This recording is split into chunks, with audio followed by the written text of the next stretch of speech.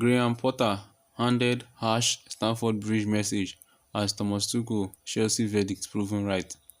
Reason for Chelsea optimism on Wednesday were overshadowed by old problems that Graham Potter has to overcome. It is never good to hear boos after a new head coach's first game, as a full-time whistle blew at Stamford Bridge on Wednesday night, condemning Chelsea to another irritating result. The sounds of chairs being slammed back into place reflected a general apathy that Graham Potter will have to overcome. Context is critical here.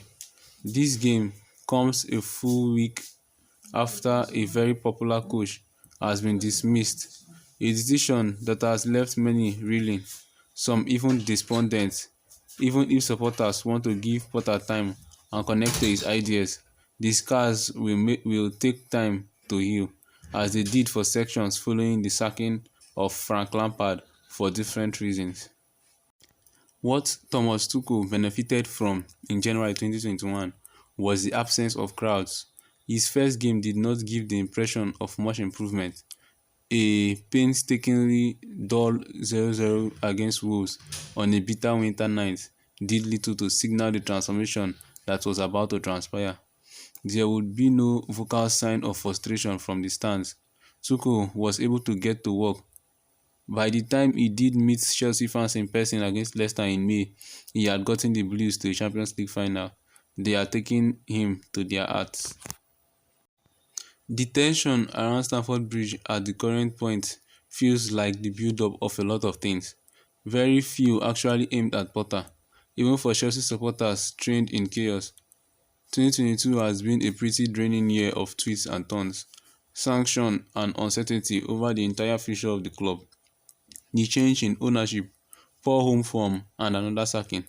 Potter also got his first introduction to the irritating sense of inevitability that Chelsea will be underwhelming in attack and fragile at the back. Chelsea don't look like winning the Champions League. Even getting out of the group might prove a test given the bleak reading of Group E after 2 games. Only look if you dare with a double against AC Milan commencing next month. Potter needs to be clinical and transparent in his decision making. There were tweaks and alterations to praise. Raheem Sterling looks like a threat in an advanced wing-back role, and Mason Mount returned to his usual influential form from a deeper midfield spot. However, the selection of Cesar Azpilicueta and Jorginho did not signal the fresh vision some might have been hoping for. It is only one game, but in that game, Potter may have come to the quick realization many Chelsea onlookers have for some time over older heads in the current squad. That knowledge of the club is not enough to translate to reliable output. He is blessed with younger options to resolve that arguably mishap quickly.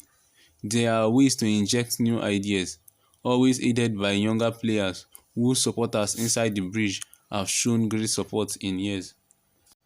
The lack of clinical edge in the final third, balance issues in midfield and tired legs in defence are not new revelations, only ones that Potter's fresh eyes can hopefully offer productive solutions to.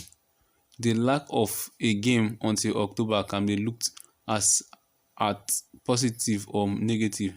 Tuchel was again blessed with a favourable one to end his first week in charge, beating Burnley 2-0, a burst of joy that was desperately needed.